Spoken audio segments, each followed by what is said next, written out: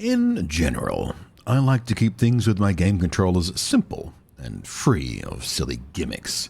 However, this new controller from PowerA, the OPS V3, snappy name, I know, right? OPS V3 just rolls off the tongue. Well, it has a gimmick I thought I'd never ever use once I was done with my testing for this review. I thought it was silly, I thought it was pointless, I thought it was useless, I thought it was something I would never ever need. But I was wrong. And I love when I'm wrong in this kind of way, when I think something's going to be pointless for me and it turns out to be a thing I like using. Because it is actually really nice and legitimately practical. And all it took was some coincidental timing to prove it to me.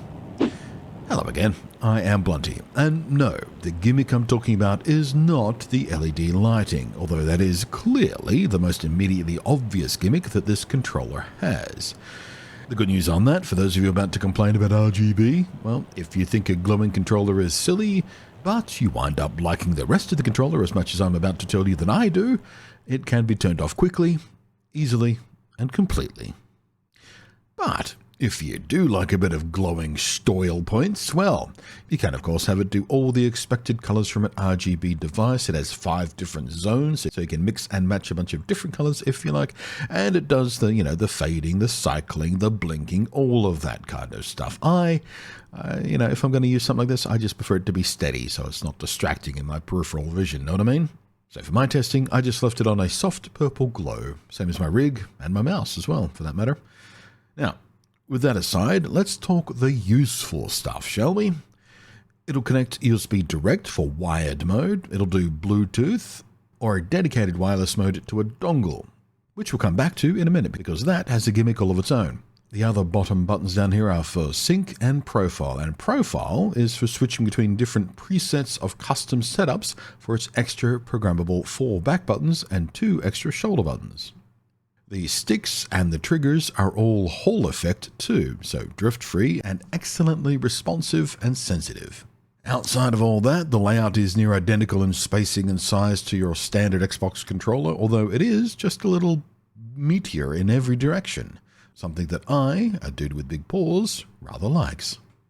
I also like that the triggers have a 3-stage limiter, nice for games where analog isn't that useful. Not quite as snappy as a true custom hair trigger, but still, nice to have the option. Now, other gimmicks. Firstly, the face buttons aren't your typical squishy ones, but fully mechanical switches, which makes them noticeably noisier, but not actually obnoxiously so, as is so often the case when controllers try this. I've had 2 other controllers with mechanical switches on them. Both have been so noisy and obnoxious, I can't use them. They're just way too noisy. I can't deal with it. But these, well, have a listen.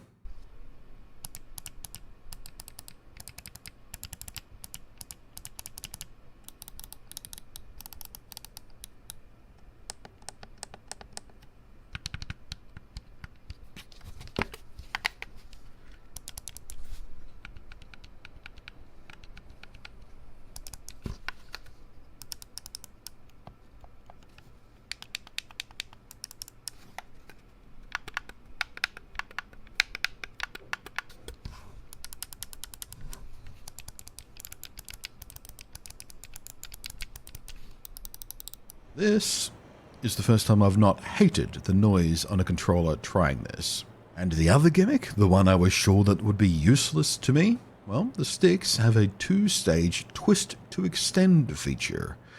I know there's a fair amount of people who like extended sticks because basically every controller review I've ever done, someone pops into the comments and asks if it's compatible with some obscure snap-on third-party extension crap, which I can never answer because bugger if I know, I don't use them. I don't like those snap-on things, so I don't own any to test them.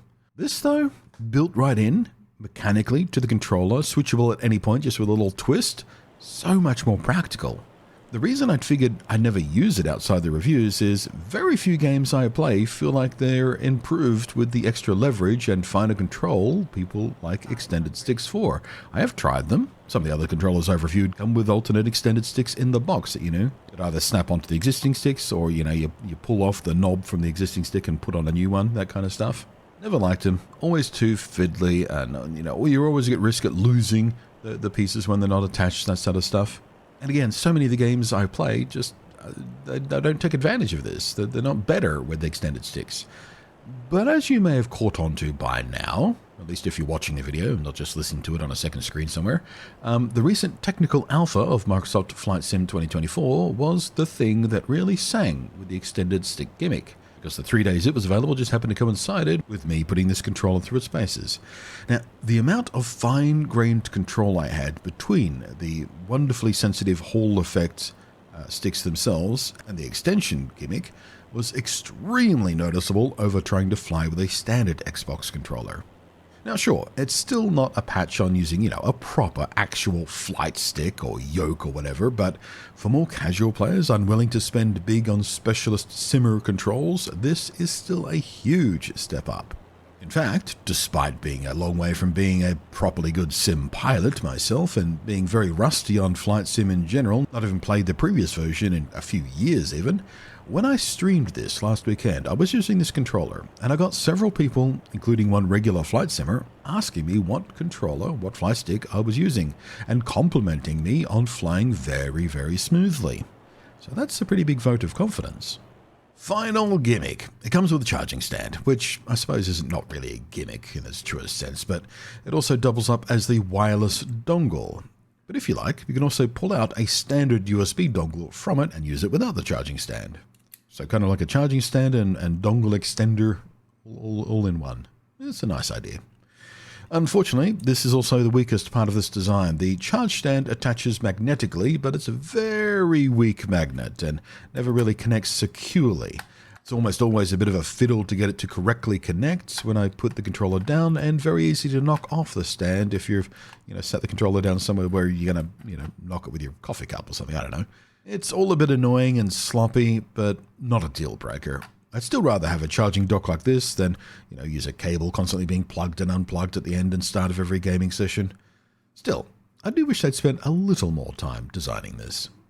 There's a nice clear indicator of charge state too, with LEDs on the dock and controller both.